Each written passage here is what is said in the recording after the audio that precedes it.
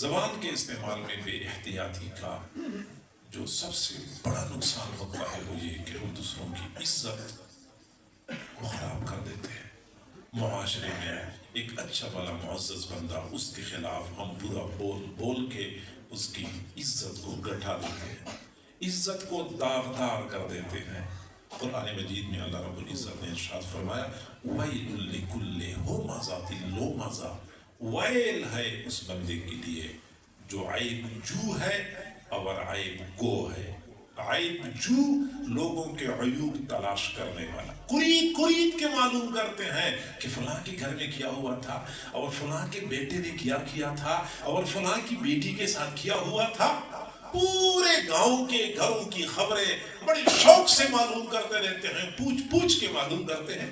یہ ہوتا ہے عیب جو، لوگوں کے عیوب تلاش کرنے والا، اور عیب گو پھر لوگوں کے عیوب کھول کھول کے لوگوں کے سامنے بیان کرنے والا۔ یہ دو بری عادتیں ہیں، پہلے قرید قرید کے معلوم کرتے ہیں، پھر اگلوں کو بتاتے رہتے ہیں۔ فرمایا ایسے لوگوں کے لیے ویل ہے۔ ویل کیا چیز ہے؟ حضور صلی اللہ علیہ وسلم نے فرمایا جہنم میں ایک وادی ہے، اس وادی میں اتنا شدید عذاب ہے کہ خود جہنم روزانہ 70 مرتبہ اس وادی کے عذاب سے پناہ مانگتی ہے۔ جس وادی سے جہنم پناہ مانگتی ہے اس وادی میں عذاب کتنا شدید ہوگا، اور یہ کن لوگوں کے لیے ہے؟ جو لوگوں کے عیوب تلاش کرتے ہیں اور پھر آگے کھول کھول کے بیان کرتے ہیں۔ کسی مسلمان کی عزت کو نقصان نہ پہنچائے، کسی مسلمان کی کمی کوتاہی کا تذکرہ دوسروں کے سامنے نہ کریں، کیونکہ اگر اس میں کوئی عیب موجود ہے تو میرے اندر عیب نہیں ہے، میرے اوپر تو اللہ نے پردہ ڈالا ہوا ہے۔ ورنہ اگر اللہ تعالیٰ یہ ستاری کا پردہ ہٹا لے، یقین کریں لوگ سلام کرنے کے لیے نہ ملیں، تو اگر ہم کسی مسلمان کے عیوب کو لوگوں کے سامنے کھولتے ہیں تو وہ اللہ تعالیٰ اپنی ستاری کا پردہ ہٹا دے گا اور ہمارے عیوب لوگوں کے سامنے کھل جائیں گے۔ واللہ کئی مرتبہ ایسا ہوتا ہے گھر کے اندر بیٹے بیٹائے بندہ ذلیل اور رسوا ہو جاتا ہے، کسی کے سامنے آنکھیں اٹھانے کے قابل نہیں رہتا۔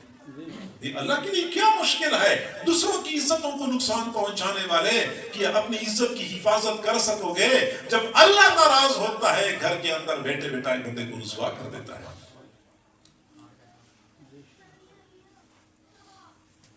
اور یہ بات یاد رکھیں کہ ہمارے مسلمان بھائیوں میں کچھ ایسی خامیاں ہیں جو ہمیں نہیں معلوم، اور کچھ ایسی خامیاں ہیں جو دنیا کو پتا ہے، وہ جو ساری دنیا کو معلوم ہے، ان خامیوں کا تذکرہ کرنا جائز نہیں ہے۔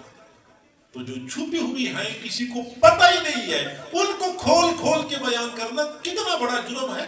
حضرت عائشہ صدیقہ رضی اللہ تعالیٰ عنہ فرماتی ہے میں حضور صلی اللہ علیہ وسلم کی خدمت میں موجود تھی، ایک خاتون آئی، حضور صلی اللہ علیہ وسلم سے مسئلہ پوچھا، پھر چلی گئی۔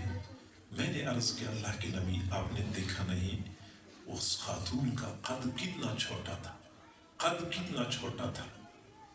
اب قد کا چھوٹا ہونا یہ تو خداوندی تخلیق ہے، اس میں بندے کی کوئی کمی کسی کردار کا تو عمل دخل نہیں ہوتا۔ پھر قد چھوٹا ہونا یہ ایسی کمزوری ہے کہ ساری دنیا کو پتا ہے، کون چھپا سکتا ہے اپنا چھوٹا قد؟ لیکن اتنی بات کرنا آپ صلی اللہ علیہ وسلم کو اتنا ناگوار گزرا۔ فرمایا عائشہ آپ نے ایسی زہریلی بات کی ہے کہ اگر اس بات کا زہر 7 سمندروں میں ملا دیا جاتا تو 7 سمندر بھی زہریلے ہو جاتے۔ اتنی زہریلی بات، صرف یہ بات کہ قد کتنا چھوٹا ہے۔ اور ہم تو الامان والحفظ، کئی مرتبہ کسی میں برائی نہیں ہوتی، جھوٹ بول بول کی برائیاں ان کی طرف منسوب کر کے ان کی عزت کو مجروح کر رہے ہوتے ہیں۔ 2 بندے بیٹھتے ہیں تو تیسرے بندے کا تذکرہ شروع، جھوٹ اور سچ کی پرواہ کیے بغیر جو منہ میں آیا تو اس کے خلاف بول دیا۔ لوگوں کے عیوب معلوم کرنا اور پھر اگلوں تک پہنچانا، یہ خواتین خاص طور پہ عمر رسیدہ خواتین کی بڑی کمزوری ہوتی ہے۔ صبح کے وقت گھر سے نکلتی ہیں، کام کاج تو ان کا ہوتا نہیں ہے، گھر سے نکل کے پڑوسیوں کے پاس چلی جاتی ہیں، اپنے گھر کی جو خبریں ہوتی ہیں وہ ان تک پہنچا دیتی ہیں۔ میری بڑی بہو تو میری چھوٹی بہو تو میری درمیانی بہو، سارے بہوؤں کے تذکرے کر کے ان تک ساری معلومات پہنچا دیتی ہیں۔ پھر وہاں سے نئی خبریں لے لیتی ہیں، تو اپنے گھر کی خبریں، 7 پڑوسیوں کی خبریں، 2 گھروں کی خبریں اس کے پاس جمع ہو جاتی ہیں، پھر جاتی ہیں ایک تیسرے گھر میں، وہاں ساری خبریں ان کے ساتھ نشر کرتی ہیں، وہاں سے نئی خبریں لے لیتی ہیں، ان کے پاس 3 گھروں کی خبریں ہو جاتی ہیں، پھر اگلے گھر میں چلی جاتی ہیں، پورا دن محلے میں اطلاعات و نشریات کا کام کرتی ہیں اور کوئی کام نہیں ہوتا۔ اللہ کی بندی ہو، کمر جھک گئی، بال سفید ہو گئے، قبر میں پاؤں لٹکائے بیٹھی ہیں، کچھ مسلے پہ بیٹھ کے اللہ اللہ کرو، کچھ موت کی تیاری کرو، قبر کی تیاری کرو، کن کاموں میں لگی ہوئی ہو؟ لینا دینا کچھ بھی نہیں ہے، پورے گاؤں کے اندر دوسروں کی عزتوں کو برباد کرنے والی باتیں پھیلا رہی ہوتی ہیں، اور پورے گاؤں کی پر ان کی نظر ہوتی ہے، کس کی بیٹی کس وقت گھر سے نکلتی ہے، کس وقت گھر لوٹتی ہے، یہ بھی پتا ہوتا ہے، یہ بھی پتا ہوتا ہے کہ کس کے گھر کے سامنے کون بندہ کھڑا تھا، یہ بھی پتا ہوتا ہے، اور رات دیر سے کون گھر میں آتا ہے، یہ بھی پورے گاؤں کا ان کو پتا ہوتا ہے۔ تو ضرورت کیا ہے پوری گاؤں کی خبریں معلوم کرنا، پھر اگلوں تک پہنچانا؟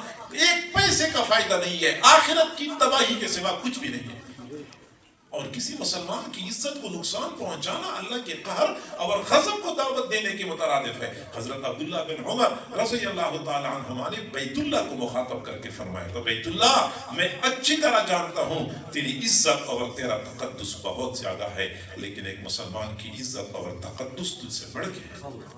مسلمان کی عزت کو نقصان پہنچانا یہ بیت اللہ کے تقدس کو نقصان پہنچانے سے زیادہ برا ہے۔ بیت اللہ کا تقدس پامال کرنا اتنا برا نہیں ہے جتنا ایک مسلمان کا تقدس پامال کرنا برا ہے۔ تو میرے بھائیوں، میری بہنوں اور بیٹیوں، جب بھی اپنی زبان سے کوئی بات بولے اس سے پہلے سوچیں کہ یہ بات جو میں نے کہنی ہے میرے لیے اخروی تباہی کا ذریعہ تو نہیں بنے گی۔ قیامت کے دن اللہ تعالیٰ مجھ سے پوچھے تو کیا میں اب ثابت کر سکوں گا، میں اپنے آپ کو بچا سکوں گا؟ تو پہلے سے غور کیا کریں اور سوچا کریں۔ کسی مسلمان کی عزت کو نقصان نہ ہو۔ سوشل میڈیا پہ کئی سارے لوگوں نے دیکھا ہوگا، سیاسی طور پہ جو ہماری مخالفین ہیں ان کے خلاف جو ہم طوفان برپا کرتے ہیں، سچ جھوٹ کی پرواہ کیے بغیر، حقیقت اور بلا حقیقت بات کی پرواہ کیے بغیر جو کچھ ہم تک پہنچا ہم دھڑا دھڑ آگے بھیج رہے ہوتے ہیں۔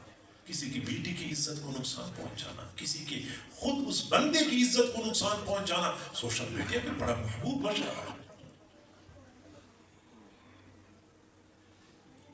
زبان کو سنبھال لو، زبان کو قابو کر لو۔ فرمایا نجات کا پہلا فارمولہ